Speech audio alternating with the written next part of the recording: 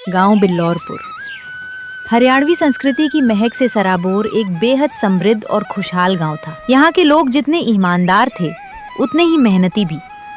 सुबह होते ही सब अपने खेतों की तरफ निकल जाते और कड़ी मेहनत से अपने परिवार का पालन पोषण करते। इसी गांव के एक कोने में एक छोटा सा घर था जिसमें विजय और उसकी बूढ़ी माँ रहते थे। घर की माली हालत ठीक नहीं थी। एक दिन माँ ने विजय को पास बुलाकर चिंता भरे स्वर में कहा, विजय बेटा, देख, ना तो अपने पास खुद की कोई खेती बाड़ी है और ना ही घर में इतने पैसे बचे हैं कि आगे का खर्च चल सके। मेरी मान तो तू गांव के जमींदार के खेतों में काम करने चला जा। कम से कम 2 वक्त की रोटी का जुगाड़ तो हो जाएगा। देखो माँ, मैं तुमसे पहले भी कह चुका हूँ और आज फिर साफ साफ कह रहा हूँ, मैं उस घमंडी जमींदार के खेत पर गुलामी करने बिल्कुल नहीं जाऊंगा, मतलब नहीं जाऊंगा। तो फिर क्या करेगा बेटा तू? घर का चूल्हा कैसे जलेगा? माँ, मैंने एक रास्ता निकाला है। मैं पड़ोस के गांव में हरिया काका के पास जा रहा हूँ। उनके पास एक पुराना ठेला है जिसे वो बेचना चाहते हैं। मैं उनसे मिलकर वो ठेला खरीद लूंगा और अपना खुद का काम शुरू करूंगा। पर बेटे, ठेला खरीदने के लिए पैसे कहाँ से आएंगे? हमारे पास तो फूटी कौड़ी भी नहीं है। पैसे की चिंता मत करो माँ, मैंने अपने जिगरी दोस्त मक्खन से बात की थी। वो बहुत ही भला और समझदार लड़का है।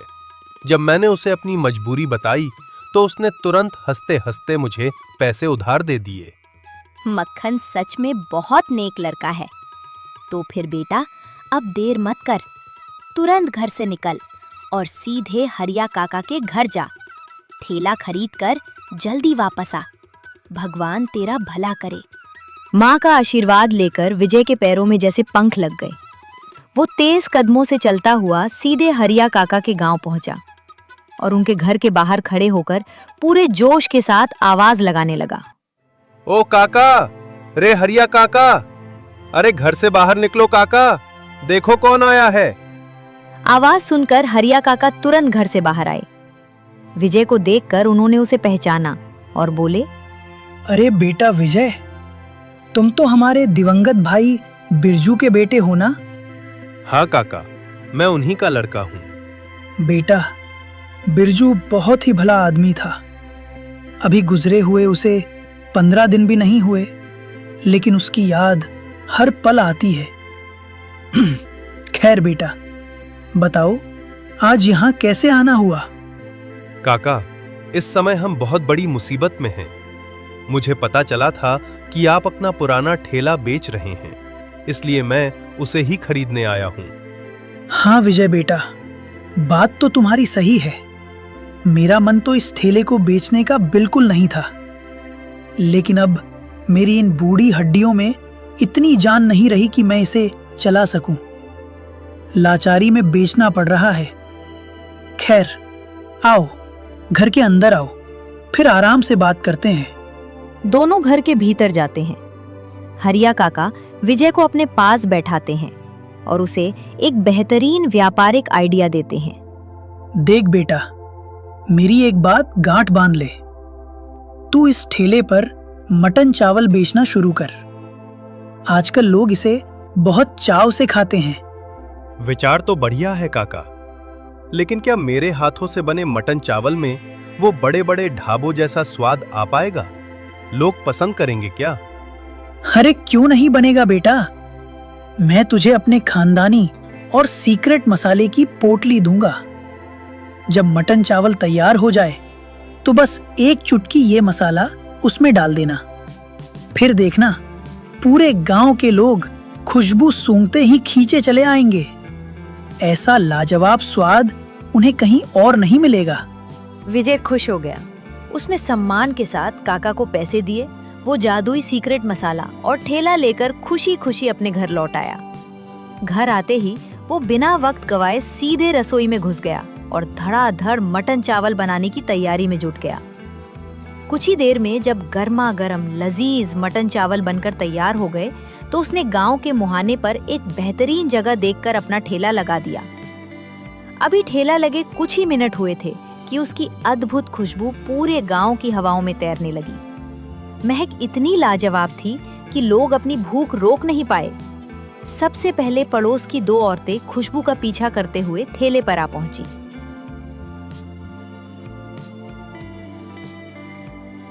अरे विजय, क्या हाल चाल है भाई? अरे वाह, तुमने तो ठेला लगा लिया, बहुत ही बढ़िया काम किया। और भाई साहब, इसकी खुशबू तो सचमुच लाजवाब है, मुंह में पानी आ गया। वैसे एक बात बताओ, इसमें जो मसाले डाले हैं वो बाजार से लाए हो या घर पर खुद तैयार किए हैं? हाँ विजय, बहन बिल्कुल ठीक कह रही है। मटन चावल तो हम सब भी अपने घरों में बनाती हैं, अच्छे अच्छे मसाले भी डालती हैं, लेकिन ऐसी बेहतरीन महक तो कभी नहीं आती। सच सच बता, ये मसाले कहीं बाहर से विशेष रूप से बनवाए हैं क्या? अरे चाची, ये मसाले मैं खुद तैयार करता हूँ, लेकिन ये मेरा बिजनेस सीक्रेट है, इसे मैं किसी को नहीं बता सकता।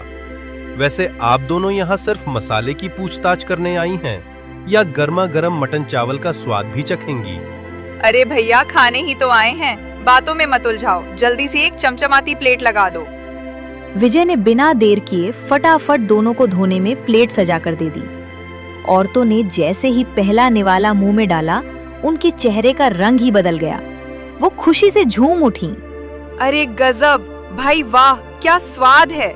मैं तो सिर्फ मसाले की तारीफ कर रही थी, पर यहाँ तो मटन का एक एक रेशा इस कदर गल चुका है कि मुंह में डालते ही मलाई की तरह घुल रहा है। खाकर मजा आ गया। बस करो बहन, अगर तुम ऐसे ही तारीफ करती रहोगी तो मुझे अपनी डाइट भूलकर एक प्लेट और खानी पड़ जाएगी। पर समस्या ये है कि इस समय मेरे पास और पैसे नहीं हैं। चाची, अगर पैसे नहीं है तो कोई बात नहीं, कल आ जाना, क्योंकि आज तो दुकान की बोहनी का वक्त है और पहला दिन है, इसलिए आज तो मैं उधार बिल्कुल नहीं करूंगा। दोनों औरतें हंसती हुई विजय को पैसे देती हैं और वहां से तृप्त होकर चली जाती हैं। देखते ही देखते ये खबर पूरे बिल्लौरपुर गांव में आग की तरह फैल गई। विजय के ठेले पर भूखे शौकीनों की भारी भीड़ उमड़ पड़ी। कुछ ही घंटों में विजय का सारा मटन चावल बिक गया और उसकी तपेली पूरी साफ हो गई। पहले ही दिन बम्पर कमाई से विजय और उसकी मां बेहद खुश थे। अगली सुबह होती है। विजय एक बार फिर उसी जोश के साथ पूरी तैयारी करके ठेला उसी जगह पर लगा देता है। लेकिन आज ठेले पर सबसे पहला ग्राहक कोई और नहीं बल्कि उसका वही पक्का दोस्त खुद चलकर आता है जिसने उसकी मदद की थी, माखन लाल। अरे वाह विजय भाई, तुम तो सच में यार मटन चावल का ठेला लगा बैठे, कमाल कर दिया तुमने तो। अरे माखन भाई, ये सब बस तुम्हारी ही मेहरबानी है। अगर तुम उस वक्त सही समय पर मुझे पैसे देकर मदद ना करते तो शायद आज मैं ये दुकान खोल ही नहीं पाता। वैसे बताओ भाई, तुम्हारे लिए गर्मा गर्म प्लेट लगाऊं या सिर्फ ठेला घूमने आए हो? अरे नहीं भाई, प्लेट बाद में लगाना, पहले मेरी एक बात सुनो।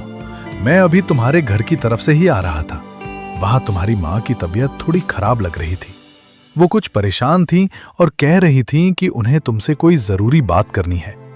इसीलिए उन्होंने मुझे दौड़कर भेजा कि जाकर विजय को तुरंत घर भेज दो। क्या बात कर रहे हो माखन भाई? मुझे लगता है माँ आज सुबह की दवा खाना भूल गई होंगी या फिर घर का कोई जरूरी काम आन पड़ा होगा। अच्छा माखन भाई, तुमसे एक बात कहूं, क्या तुम थोड़ी देर के लिए मेरे इस ठेले पर खड़े रहोगे? अरे भाई, मैं तो खड़ा हो जाऊंगा, पर मुझे बेचना वेचना कहाँ आता है। लोग आएंगे तो मैं कैसे संभालूंगा? अरे करना कुछ नहीं है भाई, बस जो भी ग्राहक आए उसे प्यार से भरपेट मटन चावल की प्लेट लगा देना। बोर्ड पर लिखा ही है 10 रुपए प्लेट भरपेट भोजन। मैं बस माँ को देखकर पलक झपकते ही वापस आता हूँ। चलो ठीक है भाई, तुम बिना किसी फिक्र के जाओ, तुरंत जाओ और माँ को देख कर आओ। विजय माखनलाल को ठेला सौंपकर तुरंत अपने घर की तरफ दौड़ पड़ता है। अब ठेले की पूरी कमान माखनलाल के हाथों में आ चुकी थी। अभी माखनलाल को खड़े हुए थोड़ी ही देर हुई थी कि मटन चावल की महक के दीवाने ग्राहकों की ताबड़तोड़ एंट्री होने लगी। माखनलाल फुर्ती से सबके लिए प्लेट लगाने लगा। देखते ही देखते जब सारे ग्राहक खा पीकर चले गए और गल्ला नोटों से भरने लगा, तब माखनलाल के सीधे साधे मन में धीरे धीरे लालच का सांप रेंगने लगा। यार, विजय तो सिर्फ 10 रुपए प्लेट में इतना बेहतरीन मटन और चावल बेच रहा है। कमाई तो बहुत तगड़ी है। अगर मैं किसी भी तरह कुछ भी तिकड़म भिड़ाकर इसका ये ठेला हड़प लूं, तो मैं तो रातों रात अमीर बन जाऊंगा। हाँ, कोई ना कोई रास्ता तो निकालना ही पड़ेगा। माखनलाल अभी लालच के ख्यालों में डूबा ही था कि तभी अचानक एक परदेसी जोड़ा उसकी दुकान के सामने आकर रुकता है। मटन की खुशबू से दोनों का बुरा हाल था। अरे भाई साहब, क्या लाजवाब खुशबू है यार आपके मटन चावल की। इसकी महक इतनी दूर तक आ रही थी कि मैं रास्ते में रुक नहीं पाया और लोगों से पूछते पूछते सीधे आपके ठेले तक चला आया। हाँ भैया, ये बिल्कुल सच कह रहे हैं। हम दोनों बहुत दूर से यात्रा करके आ रहे थे। रास्ते में जैसे ही आपके मटन चावल की ये जादुई खुशबू हमारे पास पहुंची, हम तो बस इसके पीछे पीछे खिंचे चले आए और आखिरकार आपकी दुकान ढूंढ ही ली। अरे कोई बात नहीं बहन जी और भैया जी, आपका स्वागत है। तो फिर देर किस बात की, आप दोनों के लिए प्लेट लगाऊं? भाई साहब, एक बात पूछनी थी। आपके इस ठेले के बोर्ड पर तो 10 रुपए प्लेट लिखा हुआ है। क्या सचमुच आप मात्र 10 रुपए में ये मटन चावल दे रहे हैं? अरे नहीं नहीं साहब, वो दरअसल ये ठेला मैंने किसी पुराने मालिक से खरीदा है। ये 10 रुपए प्लेट तो उसने पहले लिखवाया था। मुझे तो अभी नया बोर्ड लिखवाने का समय ही नहीं मिला। हमारी एक प्लेट की कीमत पूरे 100 रुपए है। अरे 100 रुपए तो ऐसी लाजवाब खुशबू के लिए बहुत बढ़िया दाम है भैया। कोई ज्यादा महंगे नहीं है। ऐसा करो, एक प्लेट मेरे लिए फटाफट लगा दो। जी बिल्कुल, आप दोनों आराम से बैठिए, मैं तुरंत गर्मा गर्म प्लेट लगाता हूँ। माखनलाल ने तुरंत 2 प्लेटें सजाईं और उन्हें परोसी। स्वाद इतना बेमिसाल था कि दोनों परदेसियों ने उंगलियां चाटते हुए पूरी प्लेटें साफ कर दी। खाना खत्म करने के बाद परदेसी पति बेहद खुश होकर बोला, भाई साहब, आपके हाथ के मटन चावल का स्वाद तो वाकई कमाल का है। ऐसा स्वाद मैंने आज तक कहीं नहीं चखा। अगर मैं आपसे एक गुजारिश करूं, तो क्या आप मेरे लिए एक काम करेंगे? जी बिल्कुल भैया, हुक्म कीजिए, बताइए क्या काम है। असल में कल मेरे इकलौते बच्चे का जन्मदिन है। मैं अपने सभी खास रिश्तेदारों और मेहमानों को यही मटन चावल खिलाना चाहता हूं। तो क्या आप कल हमारे लिए कम से कम 50 प्लेट मटन चावल बनाकर पैक कर देंगे? अरे साहब, ऑर्डर तो बहुत बड़ा है और सब बन भी जाएगा, पर बात यह है कि हम ठेर गरीब मजदूर लोग 50 प्लेट के लिए मटन चावल और मसाले एडवांस में खरीदने पड़ेंगे, जिसके लिए हमारे पास अभी पैसे नहीं हैं। अगर आप थोड़ा एडवांस दे देते तो सारा सामान आ जाता और काम पक्का हो जाता। अरे पैसे की कोई बात नहीं है भाई, ये लो, मैं तुम्हें पूरे 5000 रुपए एडवांस दे देता हूं। इसे रख लो और सारा सामान बढ़िया क्वालिटी का लाना। कल सुबह ठीक 10 बजे मैं गाड़ी लेकर आऊंगा। तुम मेरे लिए सारा खाना पैक करके तैयार रखना, ठीक है? जी साहब, बिल्कुल बेफिक्र रहिए। कल सुबह 10 बजे आपको सारा खाना बिल्कुल गर्मा गर्म और तैयार मिलेगा। नोटों की गड्डी जेब में रखकर माखनलाल मन ही मन फूला नहीं समा रहा था। वो परदेसी जोड़ा वहां से चला गया। कुछ ही देर बाद हांफते हुए विजय दौड़ता हुआ वापस ठेले पर आता है। विजय को देखकर माखनलाल चौंक जाता है। विजय ठेले पर आकर अपनी सादगी और घबराहट में कहता है, अरे माखन भाई, कोई बड़ी बात नहीं थी। माँ ने सुबह गलती से दूसरी दवा खा ली थी, इसलिए थोड़ा घबरा गई थीं। अब सब ठीक है। वैसे भाई, कमाल कर दिया तुमने। मेरी गैर मौजूदगी में तुमने तो पतीले का आधे से ज्यादा मटन चावल बेचकर खत्म कर दिया। हाँ भाई, बस कभी कोई ग्राहक आ जाता है तो उसे थोड़ा ज्यादा भी देना पड़ता है और किसी को कम भी। ये लो अपने आज के पैसे, अब मैं चलता हूँ, मुझे घर पर कुछ जरूरी काम है। चलो ठीक है माखन भाई, बहुत बहुत धन्यवाद तुम्हारा। जाओ, तुम अपना काम देख लो। माखनलाल वहां से चला जाता है। विजय काफी देर तक नए ग्राहकों का इंतजार करता है, लेकिन शाम होने पर जब कोई नहीं आता तो वो दुकान बढ़ाकर अपने घर लौट जाता है। अगली सुबह होती है। विजय एक बार फिर तड़के सुबह उठकर किचन में धड़ाधड़ स्वाद का जादू बिखेरता है और लजीज मटन चावल तैयार करके ठीक उसी जगह अपना ठेला लगा देता है। अभी ठेला लगाए कुछ ही देर हुई थी कि कल वाला परदेसी जोड़ा बड़े उत्साह में वहां आ धमकता है। अरे भाई साहब, नमस्कार। हमारा पार्सल पैक तो है ना? कल बात हुई थी आपसे। पार्सल? कौन सा पार्सल भाई साहब? मुझे तो कुछ समझ नहीं आ रहा। अरे वही पार्सल जिसके लिए कल मैं 5,000 रुपए एडवांस देकर गया था। क्या आपके दुकान के मालिक ने आपको इस बारे में कुछ नहीं बताया? मालिक? अरे भाई साहब, इस ठेले का असली मालिक तो मैं ही हूं।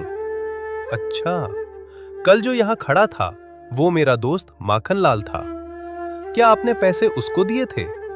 हाँ भाई, कल जो यहाँ लड़का था हमने उसी को पूरे 5,000 रुपए एडवांस दिए थे 50 प्लेट मटन चावल के लिए।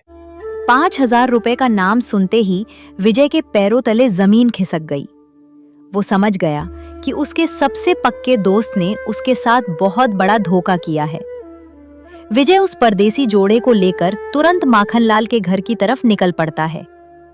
माखनलाल उस वक्त अपने घर पर ही मौजूद था। जैसे ही विजय और परदेसी बाबू वहां पहुंचते हैं, परदेसी बाबू गुस्से में लाल पील होकर माखनलाल को डांटने धमकाने लगते हैं। तुरंत डर के मारे वो सारे पैसे दे देता है और फिर विजय गुस्सा होकर अपने ठेले पर चला जाता है। सीख कभी भी दोस्ती में बेईमानी न कर।